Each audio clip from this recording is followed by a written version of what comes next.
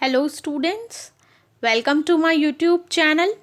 आज मैं आप लोगों को नेशनल स्कॉलरशिप और सीजी स्कॉलरशिप में क्या डिफरेंस है, क्या सिमिलैरिटीज़ हैं, ये सब कुछ इस वीडियो में बताऊंगी। तो मैं आप लोगों से सिर्फ एक चीज़ कहूँगी कि वीडियो को पूरा ज़रूर देखें, स्किप कर करके आप ना देखें, तभी आपको समझ में आएगा। तो चलिए वीडियो शुरू करते हैं। देखिए यहाँ पे एक ब्लैंक पेज है, मैं इसमें कोई लिख नहीं रही हूँ, मैं सिर्फ आपको यहाँ पे नेशनल लिख रही हूँ और यहाँ पे सीजी लिख रही हूँ। अब सबसे पहली बात आती है किस चीज़ की? पैसा। पैसा कितना मिलेगा नेशनल स्कॉलरशिप में?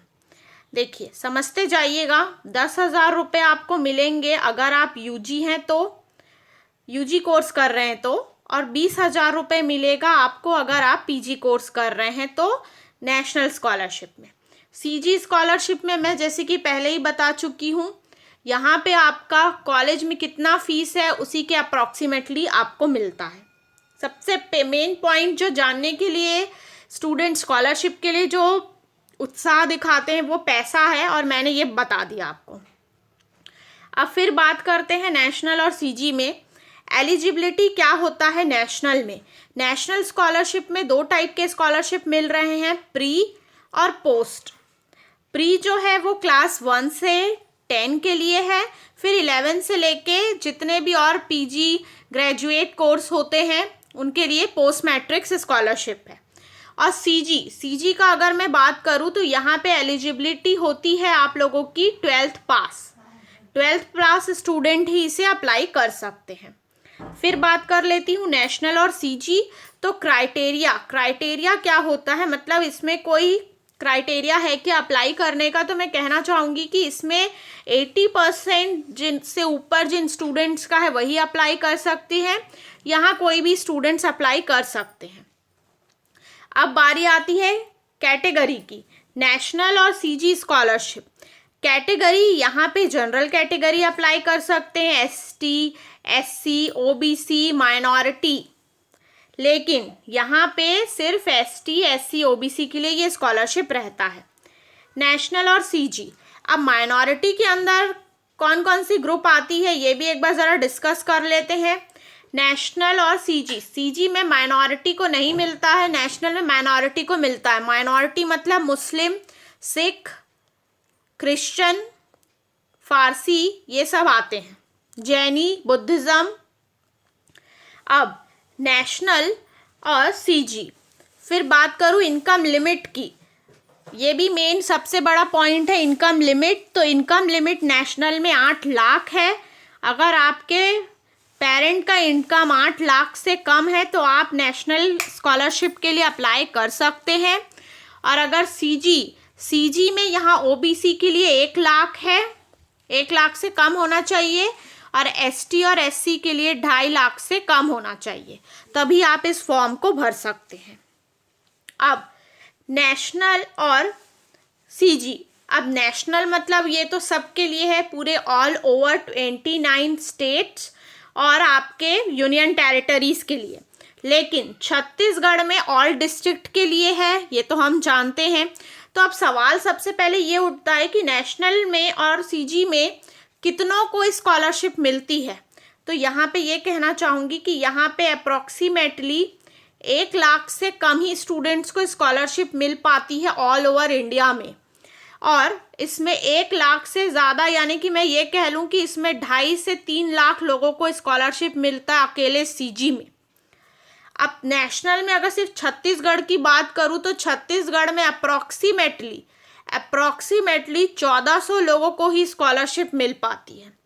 अब इसके पीछे का रीज़न क्या है? नेशनल स्कॉलरशिप में छत्तीसगढ़ में कम बच्चों को क्यों मिलता है? क्योंकि बच्चे नेशनल स्कॉलरशिप के बारे में नहीं जानते हैं, यही मेन पॉइंट है। अब आपके कुछ डाउट्स कि क्या आप दोनों फॉर्म फिल कर सकते हैं। देखिए नेशनल और सीजी में एसटी, एससी, ओबीसी ये दोनों के लिए है, आप दोनों फॉर्म भर सकते हैं, बट दोनों में से आपको एक ही स्कॉलरशिप मिलेगी। बट अगर आप जनरल कैटेगरी के स्टूडेंट्स हैं तो भाई आपके पास और कोई ऑप्शन नहीं है, माइनॉरिटी हैं आप तो कोई ऑप्शन नहीं है, नेशनल स्कॉलरशिप ही सिर्फ एक ऑप्शन है, आप भर सकते हैं। अब अब अब आप पूछेंगे कि नेशनल या सीजी कौन सा भरना चाहिए, तो मैं आप लोगों को यही कहूँगी कि यहाँ पे पैसे सिर्फ 10,000 हैं साल भर के। यहाँ पे पूरे आपके कॉलेज की फीस जो है छत्तीसगढ़ दे रही है, तो ये बेटर है एज कंपेयर टू दिस। क्योंकि जब आप कोई टेक्निकल कोर्स करते हैं या फिर मेडिकल कोर्स करते हैं जहाँ की फ़ीस बहुत ज़्यादा है, तो आपको छत्तीसगढ़ की स्कॉलरशिप को प्रीफर करना चाहिए। और नेशनल स्कॉलरशिप में तो सिर्फ आपको अप्रॉक्सीमेटली 50,000 रुपीज़ ही मिलेगा। अब एक और चीज़ कहूँगी कि छत्तीसगढ़ में तो सिर्फ ST SC के को ही स्कॉलरशिप मिल रही है और उनकी तो ऑलरेडी फ़ीस ही कम रहती है। लेकिन फिर भी अगर आप प्राइवेट कॉलेज में पढ़ रहे हैं तो ST SC की भी फ़ीस बहुत ज़्यादा रहती है। मैंने खुद आपको एक एग्जांपल मैं देती हूँ अभी कि आप अगर प्राइवेट इंजीनियरिंग कॉलेज में अगर पढ़ने जा रहे हैं तो आपकी सिर्फ फ़ीस जो है वो आपकी 40,000 के अप्रॉक्स होगी। तो इसीलिए CG ज़्यादा बेटर है as compare to national. But अगर आप छत्तीसगढ़ के स्टूडेंट्स हैं तो ST SC के लिए CG वाला स्कॉलरशिप बेटर है। बट आप अगर आपका कैटेगरी जनरल है तो आप नेशनल स्कॉलरशिप वाला फील कर सकते हैं। क्योंकि देखिए जनरल कैटेगरी के लिए भी मैं बता चुकी हूँ स्कॉलरशिप है, और मैं खुद उसका प्रूफ हूँ कि मुझे मिला है जनरल कैटेगरी का स्कॉलरशिप। लेकिन मैं आपको सिर्फ और सिर्फ यही कहना चाहूँगी कि रिस्क मत लीजिएगा, क्योंकि ये जनरल कैटेगरी का स्कॉलरशिप आपको कब मिलेगा, जब आप कॉलेज के सेकेंड ईयर में होंगे या फिर फर्स्ट ईयर आपका ख़त्म होने वाला होगा, तब आपको पता चलेगा। तो इसीलिए मेरे according national scholarship general category को भरना चाहिए, क्योंकि कुछ नहीं से कुछ तो सही, यानी कि आपको 50,000 रुपीज़ तो मिलेगा ना अगर आप 4 ईयर का कोर्स कर रहे हैं तो, क्योंकि 4 ईयर + 1 स्कॉलरशिप मिलता है। तो ये कुछ डिफरेंस है नेशनल और CG स्कॉलरशिप के लिए, जो मैंने खुद आइडेंटिफाई किया है और आप लोगों के लिए वीडियो बनाया है।